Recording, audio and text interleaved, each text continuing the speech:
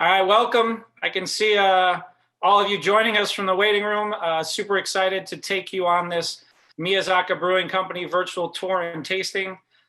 We've got Keith Norum, we've got Nakano Toji, and we have our good friend Katsuhiko Miyazaka to spend some time with us as well. So as you can see here, this is a Norin. These two Japanese characters say Masumi. This is the brand name. You'll see it on a lot of our products. But is not actually the company name. Like many small to medium sake breweries, the company name is the name of the family that owns the brewery. So for Masumi, it is Miyazaka is the family name, and they've been making Masumi sake since 1662. And yes, if you didn't know that, that's 3 years before New Amsterdam became New York City. So the family that runs this beautiful brewery is in the middle. We have the president, Naotaka Miyazaka, and right next to him is his son, Katsuhiko, which we'll be meeting in a little bit later. And then, of course, on the other side is the most important person, Kumi, who's Katsuhiko's mom and Naotaka's boss. I mean, his wife, but we all know that she's actually the real boss. Just keep that under wraps, keep it quiet. So Japan, let's look where Masumi's actually located. Okay. So as you can see, that star in the middle is Suwa. That's where it is, and you can see Tokyo highlighted on the right. It's very important about where small sake brewers are, because where you are is who you are. It really, the local environment, the food culture really drives and impacts the sake that you make. Super important, that part. So obviously here you can see all of Japan. You can see the Sea of Japan, and from over in China, you get a lot of cold air, which brings a ton of snow. Again, as you saw in our initial advertisements, Nanago is known as the roof of Japan, so they get massive amounts of snowfall. As you can see, we're right in the middle, smack dab in the middle. And again, we know about the Olympics. But okay, so here's Nagano. When most people travel to Japan, they land in Tokyo. Right? So you see where Tokyo is. And then we can take a train all the way to Yamanashi, and we pass Mount Fuji. The beautiful view on your left side is that wonderful Mount Fuji. Just as we get to Kofu, you'll be able to see, on the left, you'll be able to see the second largest mountains, which is the Southern Alps. Wow. And then you also, to the right, as you start to move up to Suwa, you see 8 Peaks Range. So we're right in between these mountains where you're getting lots of snow.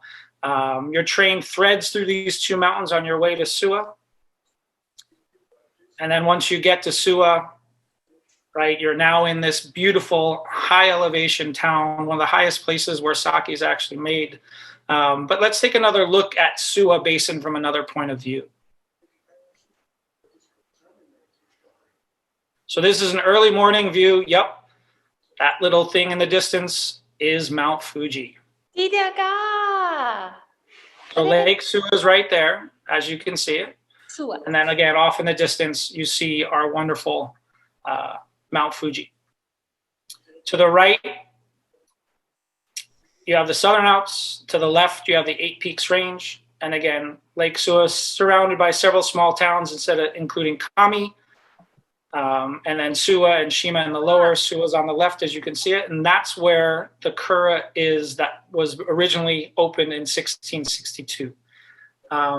In 1980, they built a second brewery up in the mountains in Fujimi. Today, we're going to start by talking with Katsuhiko Miyazaka, who is standing by at the Suwa Kura.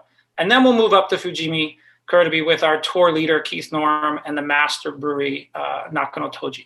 Yeah. So here we go. Let's check in with Suwa Kura. Hi, Chris. Thanks for the introduction of the Nagano and also my brewery. My name is Katsuhiko Miyazaka, the next generation of this brewery. And today, I will introduce the short course of this our old brewery, Suwa Kura. And I want you to see our new, the symbol mark of our Masumi brand.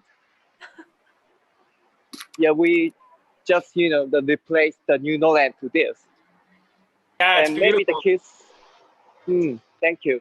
The kids will be maybe explain. He's gonna explain what this symbol marks meaning later.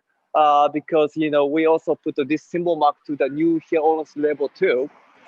So please go inside of the brewery.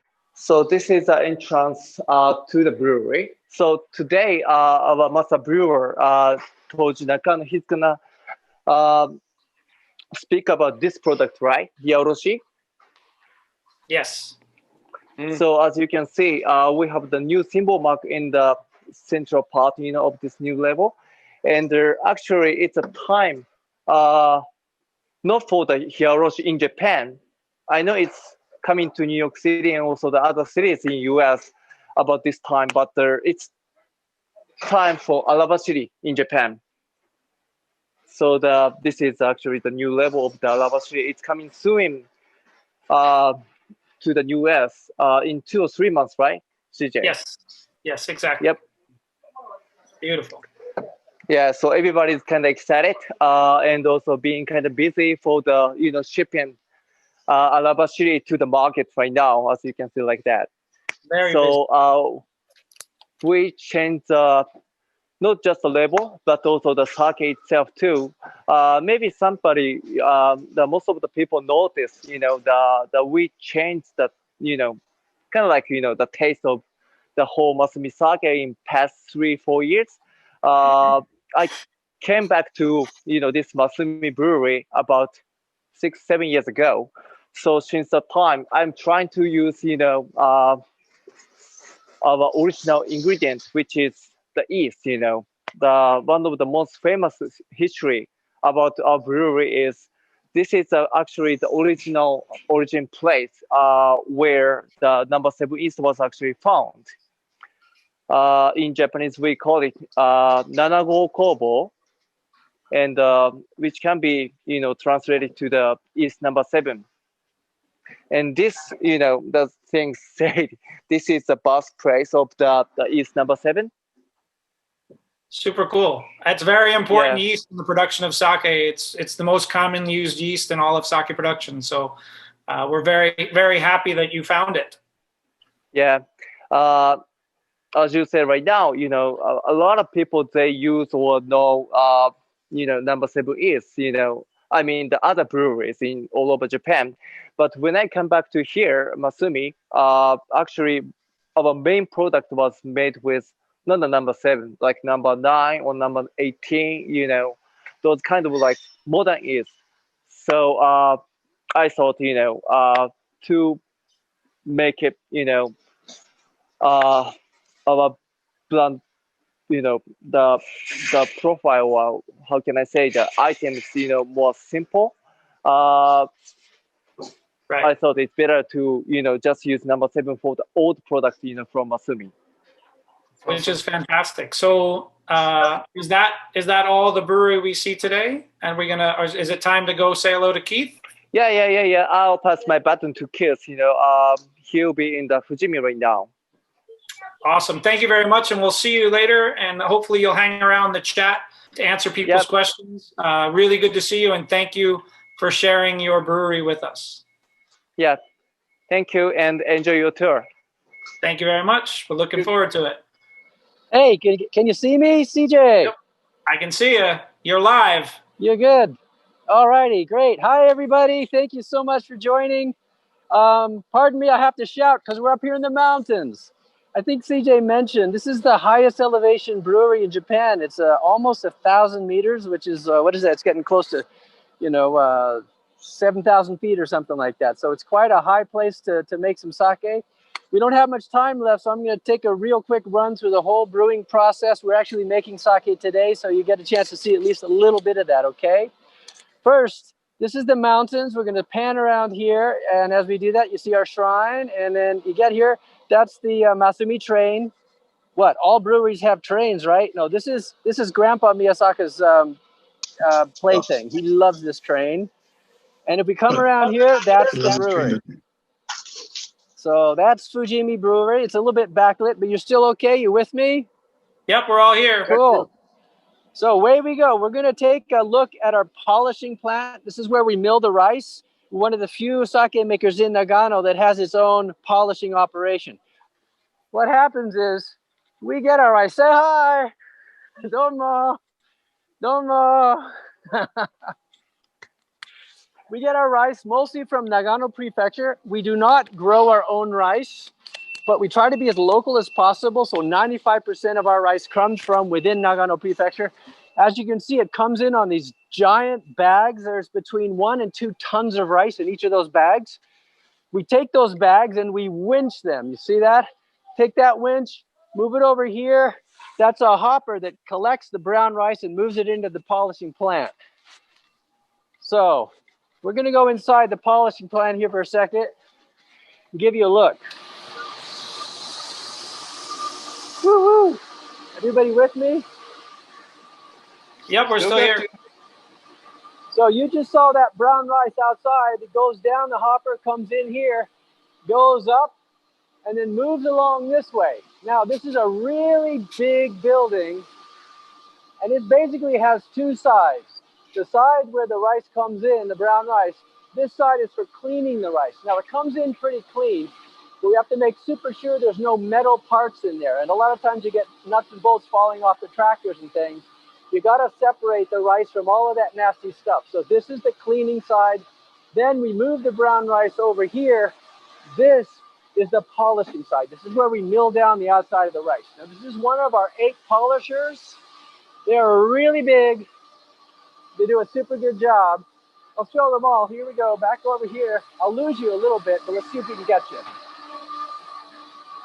So that gives you an idea. We have 8 of these monster machines.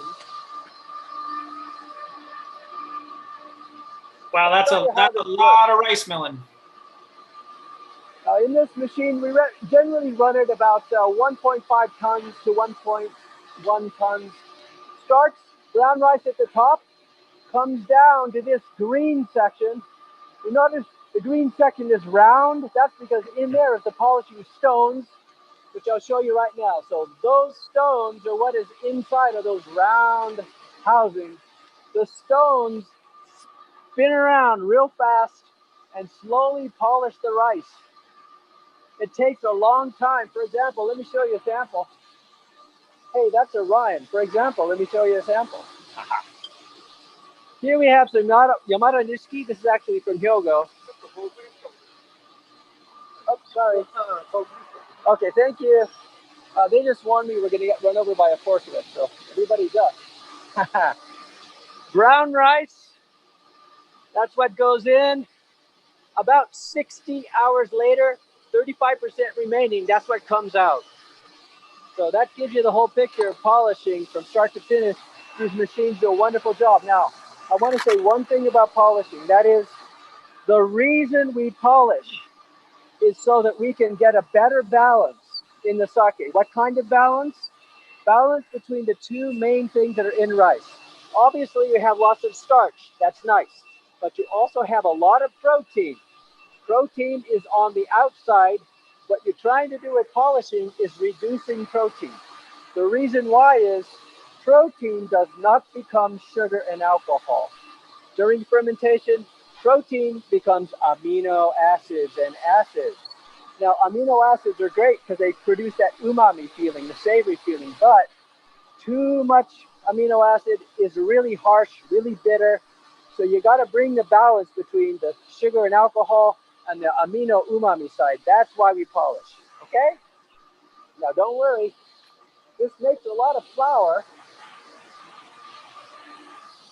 Red flour from the outside and 2 grades of white flour. All of this flour is used. The local farmers use the red flour. The flour comes out here. We cook it up in bags. Local farmers use the brown flour, the red flour, and then we have brokers that buy all the white flour because they make rice confections, rice crackers, and all that fun stuff. Alrighty, moving right along. After you're done polishing, you have to wash. Now here we do all premium level, and so we need to wash in a premium way. I'll turn my phone around here a little bit so you can kind of get me an idea. Are you still with me? We're good? Yep, we're good. Thanks, Steve. Got you. Now, when I mean premium, I mean doing it in small batches, because when you wash and soak, You want to make sure, one, you get all of the rice powder, the protein powder off the rice, but then you want to make sure that there's just enough water content that soaks back into the rice. And it's very delicate. Normally, we're going to do this on the floor using a strainer and a little rice and water and a bucket. Well, that takes everybody, all hands on deck, and it's just way too labor intensive to try to do that with everything in your brewery. So what we decided to do is put in these wonderful pieces of automation. What this does is it washes and soaks in small batches, same small batches that you do by hand, but this robot will do it all, and it only takes one guy to kind of make sure that everything stays on track. It really increases our consistency, it increases the quality, and it lowers the amount of labor that goes into it. So we're all happy with all of that. The proper application of new technology is something that all good brewers do. Now, when the rice comes out of this soaker, it comes out of the conveyor, what we do is we put it into boxes with wheels, and we move it to this. This is an elevator that moves. We put the boxes in there. You can see some boxes in there right now. Then we move that up to the second floor, and the second floor is where the next step, steaming, happens. So I'm going to have to move to the second floor now, and I'll probably lose you guys. The Wi-Fi is a little spotty as I move up to the second floor.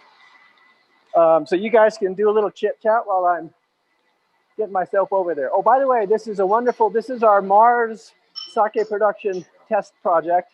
We're going to put a sake brewer in there and then send him to Mars. Not really, no. It just looks so futuristic. This is water conditioning. We have pure water up here, it's great, but we need to condition the mineral content to make it exactly fit with the Suwa brewery. So Fujimi Brewery here in the mountains, Suwa down on the town, has exactly the same mineral content. So again, we might lose Keith as he's walking through here, but again, as you move into different areas of the brewery, in order to keep it sanitary, they'll sanitize their hands, their boots, to put on different boots or different shoes for different areas, and so that's what Keith was just doing. He was walking through there. We're now headed upstairs where he'll show us some more things, but Liloa, this is a pretty big brewery in the sense of its size. You know, they were lucky that they were able to build a larger space up there, and be able to have quite a lot of things that they can accomplish. So it's pretty cool. I've been up to that brewery as well. And when you go in person, it's a pretty long tour. Right now, Keith is hustling through to get us back in space. And welcome back, Keith. Where are you now? Oh, am I back? Oh, great. Hi, guys, again. So I'm going to take the cart cam here and show you. Comes out of the elevator. There's Master Brewer Nakano. Nakano-san, Bandi. Hi, hey, say hello.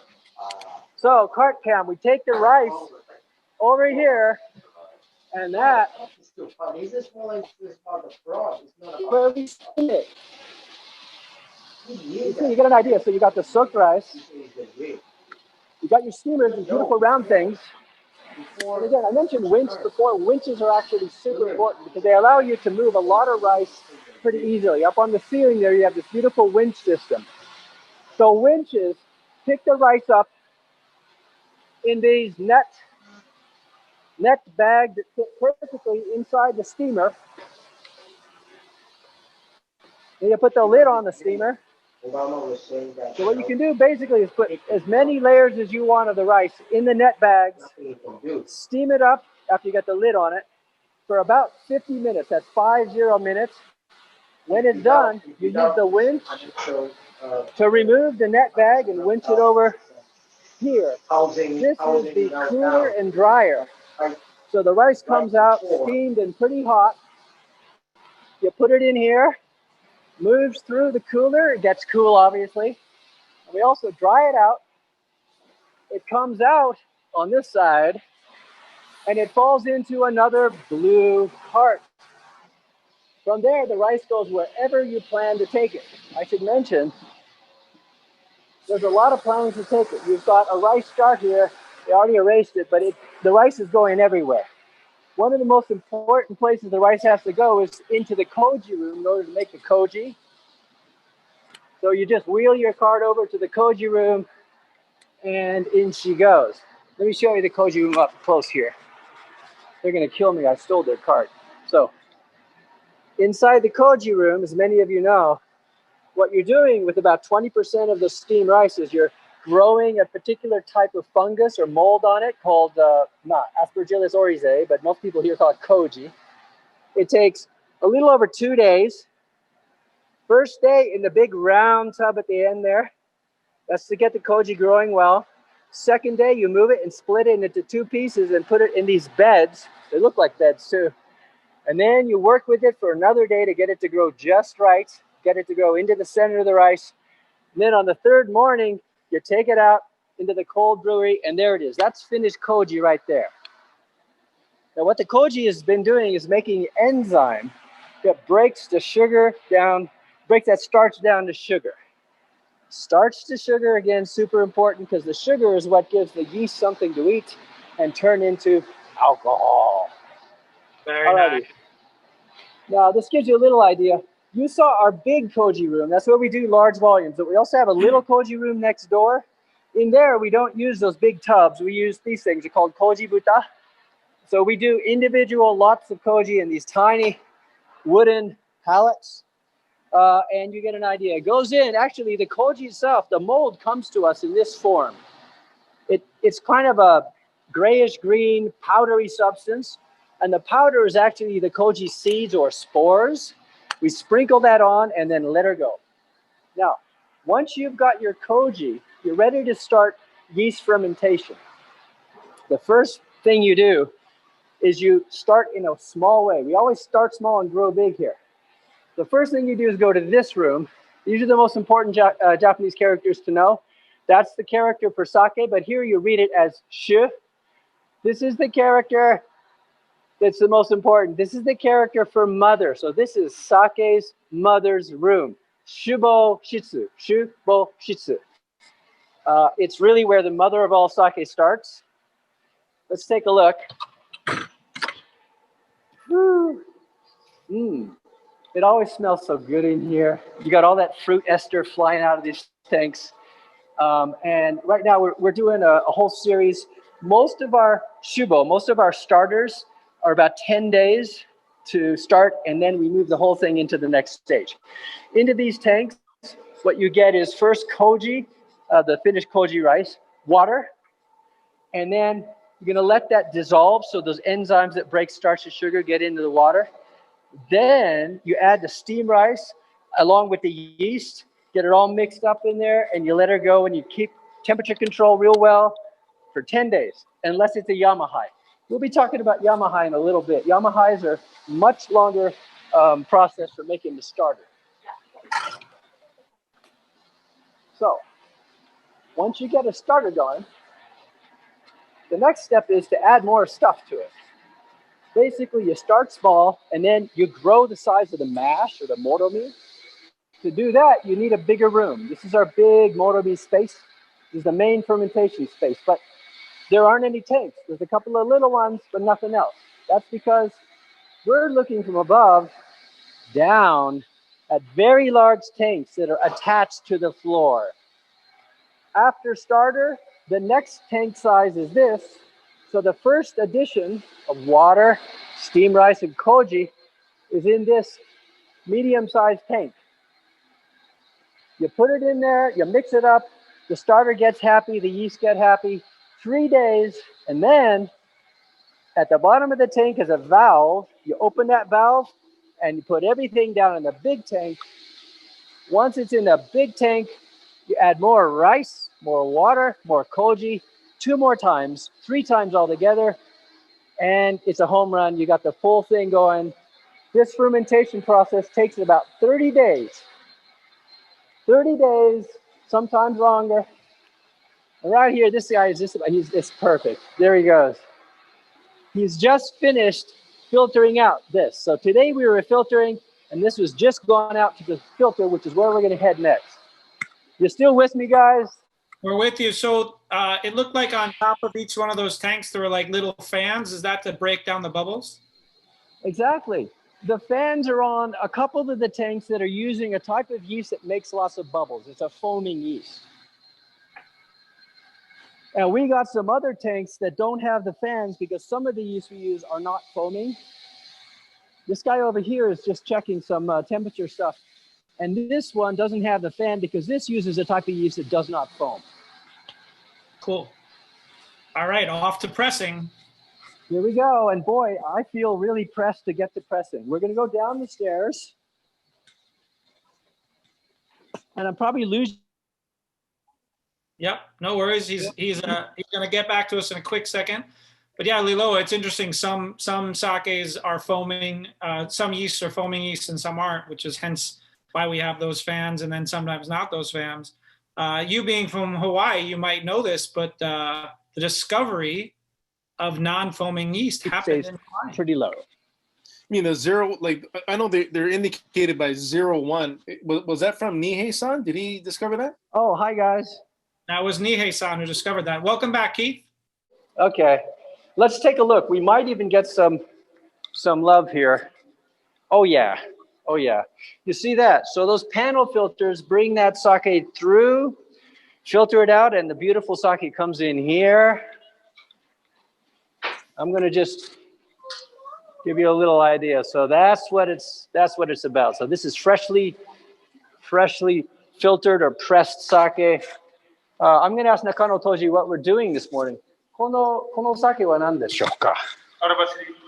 So this is arabashiri. This is Katsuhiko also showed you the bottle. So this is our winter to spring beautiful seasonal shiboridate namagenshu, and we're just filtering in Fujimi for the first time for this product. So anyway, you guys will be seeing that in a couple of months.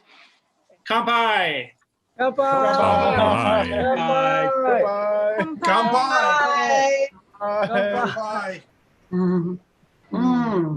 Before we start the tasting, Keith, why don't we have Nakano Toji say hello and introduce himself? Good idea. Good idea. So, ちょっとだけ自己紹介をお願いします。どうも皆さんこんにちは。Hi, everybody.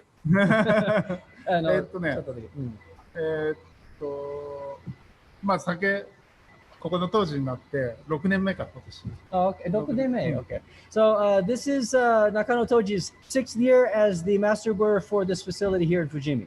そう毎年毎年少しずつ頑張っています。 So every year I improve a little bit. Every year I work harder to improve again. There you go. That's good to hear. All right, Liloa, can you tell us a little about this? Sure. So Miyasaka Yawaraka Junmai, you know, I think it's pretty cool how Chris came up with the name Sake Matinee. So this one comes in at 12%, which is relatively low for a sake, being that most sakes come in around 15 to 17%. And I fell in love with this years ago because it was so soft and really approachable. And if you notice, what's cool about this is a Junmai, but yet if you look at the polishing ratio, it's 55%.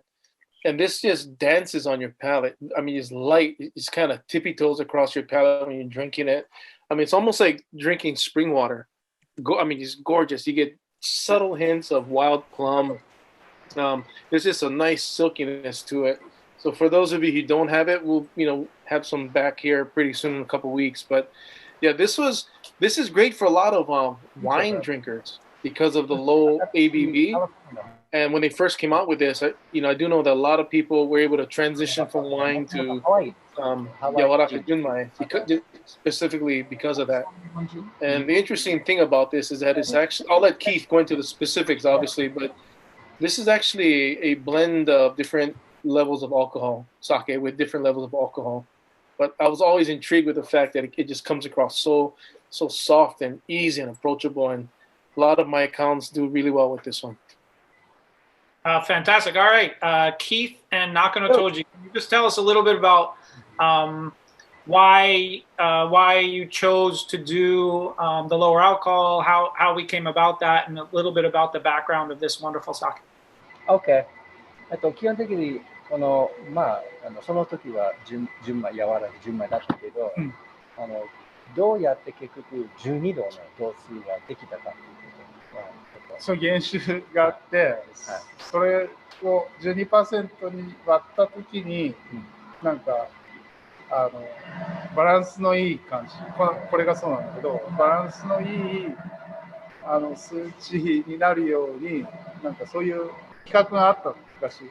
で、その工房は特別な工房だったんですよね。昔はね、今はもう7号1本でやるけど。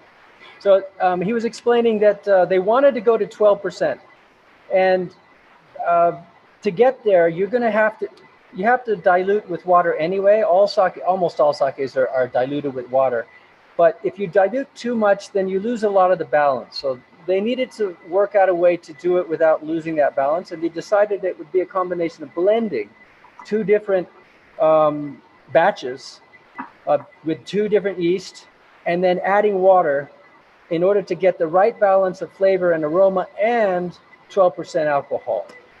They, at that time, had a special yeast that they had developed here that helped them get to 12, because that yeast finished the regular fermentation, the lower alcohol content. And so they were able to blend that lower alcohol genshu, which is the full strength, with another product and get just the right balance after adding water. Now, the ones you have in the States now, this lovely thing, is still done in that way, but Nakano-san's been working hard. He would rather do this straight up without using this kind of old and not so behavior, it doesn't behave well, the yeast that we're using. So he wanted to be able to do this with a more typical yeast, and he's been working on it. So from the next batches this next year coming, it's not going to be some special fancy yeast. It's going to be number 7 yeast that we're working on. Plus, it won't be blended. He's going to actually do this with no blend. He's going to get a genshu at around 13, and then adding water is not going to be difficult at all. So coming up in the next couple of years, you'll see these developments actually appearing in your bottle. Fantastic. That's amazing. Craig, how about we move on to the next sake? What are we tasting next?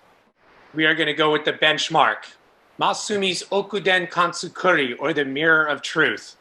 And the idea behind the name is that if a Junmai sake could stand up and look at itself in the mirror, this is exactly what it would see. And it's made with yeast number 7, which obviously, as we've discussed, is one of the most dramatic components that Masumi has given to the sake world. And the interesting thing about this is not that we put a whole lot of stock in the SMV for rating a sake, but it actually rates a 0 on the scale. And 0 is equivalent to water. So this is sort of like Mizukami, or the water, the God water. And I love the aromas. It's like poached fruit, mushroom, earthy notes. Just a super delightful benchmark. And also, according to my wife, who I always have to mention, worked in a rather famous sushi restaurant in New York City for 15 years. Whenever anybody came in that didn't really have a great grasp on sake, but they said they wanted a dry sake, she would give them Masumi Okuden, and 100% of the time they were happy with it. So you can have it on your table for Thanksgiving. Remember, those of you who have the sake, this is the bottle. If you're moving on to the second sake, just so you know the label. Keith and Nakatoji, can you carry us through a little bit of the story about Masumi Mirror of Truth? And Dave, can you play the PowerPoint? Basically, this is a shot of the Suwa Taisha shrine. This is a big Shinto shrine that's in our town. It's a really important shrine for Japan. And Shinto religion relies on sake for lots of its rituals. So a lot of the local makers of sake provide the sake to the shrine. Now, if Dave wants to click once, you can see that barrel there on the left. Just give one click there, Dave. You can see that's a Masumi sake barrel. So because this shrine was getting sake from the Masumi Miyasaka family, they gave us the right to use a treasure, a national treasure, which is in this shrine. And the treasure's name is Masumi no Kagami. If we want to click to the next slide, we'll have a picture of it, I think. So this object, this treasure, Masumi no Kagami, is where our name came from. If you click through, you can see basically Kagami means mirror. And this is an ancient mirror, about 1100 years old. And Masumi means transparent in the sense of totally truthful, completely honest. So it became the mirror of truth. For us, this Okuden is our mirror of truth. It's our junmai, so it's the base note. It forms the foundation of everything we do here. So it really does deserve the name mirror of truth. It's what says Masumi to most people. Kanpai! Kanpai! Bye. Kanpai! Bye. Just like water. Kanpai. Refreshing. It's better than Like, Keith. It's very close to what we've been drinking, right? Isn't it? It's just Nanago. So Keith, I believe your phone is still on. I did turn it off mute. Why is it on Instagram Miller? Somebody's echoing. All right, that person muted themselves, which is super helpful. We appreciate you because that was causing some feedback. Anyway, so as Keith's getting ready to do our tasting, we're going to talk about the poll. So it looks like most people have Mirror of Truth, which is great. We're going to taste that in a little bit. It's one of the main sakes from them. This is just such a wonderfully sippable sake. Those of you that do have it, it's just so palatable. It's so enjoyable. Beautiful roundness, a nice dry finish. Thank you all for making this delicious beverage. One quick thing that came up in the chat earlier, we mentioned foaming versus non-foaming, and one of the questions about that was, what's the decision to use a foaming yeast versus a non-foaming yeast? Obviously, non-foaming, you can fit more in the tank. It's easier to clean. But what's the benefits of using a foaming yeast? And that's, for Nakano Toji, if we can answer. Right. Nakano-san said basically this is our first year that he's using the foamy type. We have normally just used the non-foamy type. That's the ones that have the 01 at the end of their names, like 701. And partly he wants to use the foaming yeast because he hasn't done it yet, and he always wants to experiment and try new things.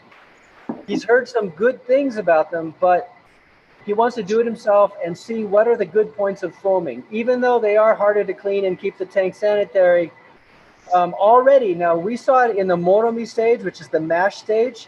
We haven't gotten all the way through to filtering of this foamy yeast yet, but already in the moromi stage, he says the aromas are very, very intense, very good.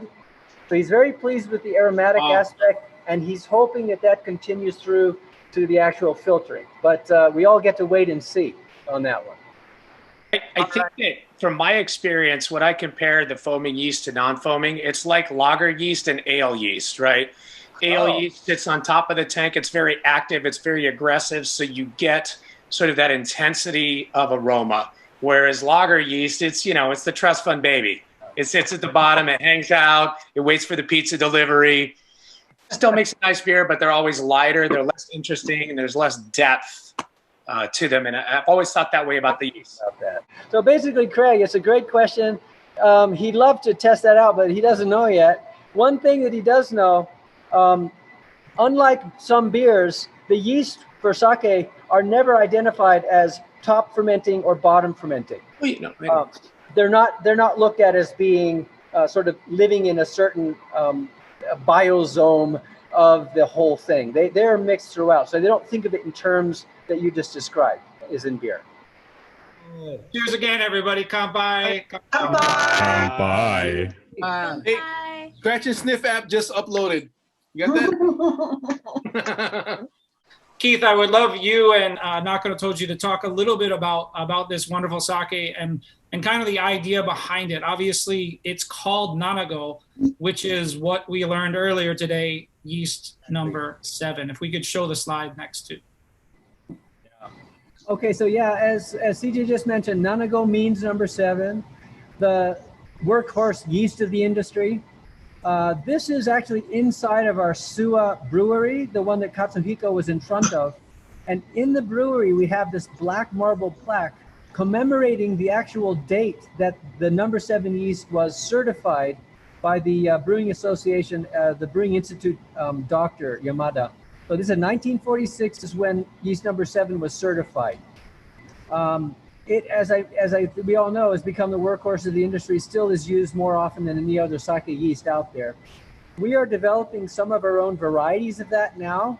We find that relying only on the association's version doesn't give us enough latitude, enough flexibility. So we do have our own versions, but basically they're all based on the number 7 family. Nanago, as a Junmai Daiginjo, was kind of a pioneer in coming back to number 7 for the Daiginjo class. At the time it was developed, which is the early 90s, everybody was making Daiginjo with the newer yeast. For example, number 9 was the really big one back then. And Masumi did that too, but the master brewers, the president at the time, everybody felt that it was kind of doing a disservice both to the yeast and to the industry to make everybody think that Daiginjo should only be made with one type of yeast. So we decided to go back to number 7, and it worked out really well. So I will ask Nakano-san what his kind of take on the specifics of this product are. Well, very quickly, he said one thing to remember is this is all Nagano. So the rice is our own local Miyama Nishiki. The yeast is from us with Nagano too, the water obviously. So it's in that way, it's very, very local style of Junmai Daiginjo. It's also a Yamahai, which means we worked really hard at starting the yeast, and that gives you extra depth in amino acidity, in lactic acidity. So he said, because the aromas from number 7 are not so super fruity, it's a great sake to pair with your normal meal. And Nagano people are pretty hometown local people. They have local food. And so they wanted a Daiginjo that would work well with, just meat and potatoes, rice and grilled fish, your everyday stuff. And so this really does the trick. Hey, Keith, what's beautiful about this is like, it's, I want to say it's rich, but yet it's, the balance keeps getting in the way. It's so balanced. And even when you warm it up, I prefer this room temp. Hitohara-kan, maybe Nuru-kan. Cold is nice, but it's just amazing. Just such a versatile sake. Yeah, thanks, Bilo. Actually, Nakano-san's saying exactly the same thing. He usually has this room temp. He'll have it just a little bit over room temperature. He prefers it that way. So yeah, you guys are right on. So, with karasumi? No, I think the quick thing to point out is that historically, right, sake typically follows the style of cuisine and vice versa. So, you're looking at Nagano, you're high up in the mountains, you have, winter vegetables, you have game food, game meats, you have preserved foods. And I think where Nanago really shines through is if you take a different Daiginjo, God forbid you should buy anything but Masumi, but if you compare Nanago to another Daiginjo, maybe that, uses some newer yeasts, it still stands up to being a Daiginjo, but then when you eat it with the food, the other Daiginjo is just eliminated. It disappears. It's gone. Yeah. Whereas Nanago stands up really well. And we're coming into winter, people, so hey, stock up. For those of us who are here listening, can you just give a brief description of what Yamahai means, so that everyone understands exactly when we say the word Yamahai, what that translates into, what you're tasting in the glass? Okay. Well, basically, up there in the brewery, we saw the yeast starter room, the sake's mother's room. That's where you make the starter or the moto. The way you make that for Yamahai is different than normal. I mentioned that for regular sakes that take about 10 to 14 days to make the starter, the reason it only takes 10 to 14 is because we add pure lactic acid that we buy from a food supplier. You have a lot of food service suppliers that sell lactic acid. We add lactic acid on the first day, and that prepares the tank. It removes all the other bacteria that might mess up the fermentation, and we can start in yeast fermentation right away. However, Yamahai, we do not add that lactic acid. We go back to the older method where you grow the bacteria in the tank that make lactic acid. Then when they make enough lactic acid that the yeast are okay, you add the yeast, at least that's what we do, and then you get started. So it takes twice as long. Yamahai is going to take, between 20 to 30 days to get that started. The results, basically, you can see more lactic character in the sake, so it can be almost cheese-like. It gets a lot more lactic. Also, you get more amino in general, so you get more umami characteristics. And some people, depends on how they make it. Like Philip Harper down there at Tamagawa, he's an absolute master at doing this. You can get some fantastic acidity and that sort of thing. So working with Yamahais can be, it takes a lot of labor, but you get all kinds of interesting depths, all kinds of interesting complexity.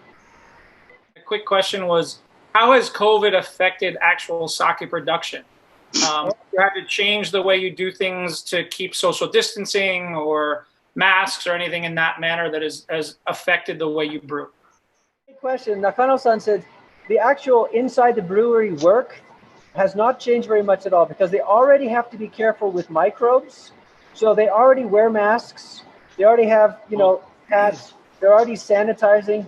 The only thing that's changed is when you come in the morning to start working, they do a temperature check. And you have to check yourself off as being okay with temperature. That's it. The only change. Awesome. All right. So one last question from the chat. And this All is Koji. How many offshoots of yeast number 7 is Masumi utilizing right now for their sake? That's awesome. That's super fun to know. It's going to continue to develop, and we're going to keep getting to have fun new sakes. And speaking of fun new sakes, Keith, can you tell us about Hiya Oroshi? Basically, Hiya Oroshi is a style. It's something that's been around for many hundreds of years. It comes out in the fall. Basically, what we're trying to do is preserve a little bit of the fresh and beautiful character of sake when it's younger. Over the summer, a lot of sake gets beat up. During the hot temperatures, they often pasteurize the hell out of it. So what we do is we hold some back in the brewery. We keep it sleeping in a nice, cool location. Sometimes we might even refrigerate it. And then we wake it up in the fall time so that it still has some freshness along with maturity. So it's a great style. And again, I mentioned, for example, Yamahai. We also use the Yamahai yeast starter method for this one. So you get all of the things we talked about for Yamahai. Some beautiful lactic notes. You get beautiful acidity. You get a little more depth. And this all helps with the autumn menu. You're talking about food that is, deep in the woods. You're getting lots of mushrooms in. You're getting root vegetables. All of the meats and fishes have lots more fat in them. So this style of sake is great for that little bit heavier and richer fall menu. Hey Keith, I gotta say that new label is gorgeous. What's the background of the design? Thank you. So Katsuhiko was really happy to introduce that too. So you see there's a kind of round motif in the center. That's the image of a sake cup, and there's a kind of shape in it, right? That shape is the reflection of a leaf. It's an ivy leaf. And that leaf is actually on the Miyasaka family crest. All of the really old families, like the Miyasaka family was a samurai family back in the day, back in the 15 and 1600s. And so they have this type of leaf. It's called in Japanese sta leaf, which is a Boston ivy. So it's reflecting the family crest leaf in a sake cup. How's that? That's awesome. But as you drink more, you see the moon in clouds, or you see the image of the mountains over Lake Suwa. So the more that you drink, the more you see in this. But if you could grab whatever bottle you have, grab your glass, put it up there kind of like this and smile. We're going to do that in a few seconds if everybody's ready. All right. Keith, you guys ready? All right. 1, 2, 3. Everybody yell, "Kanpai!" Kanpai!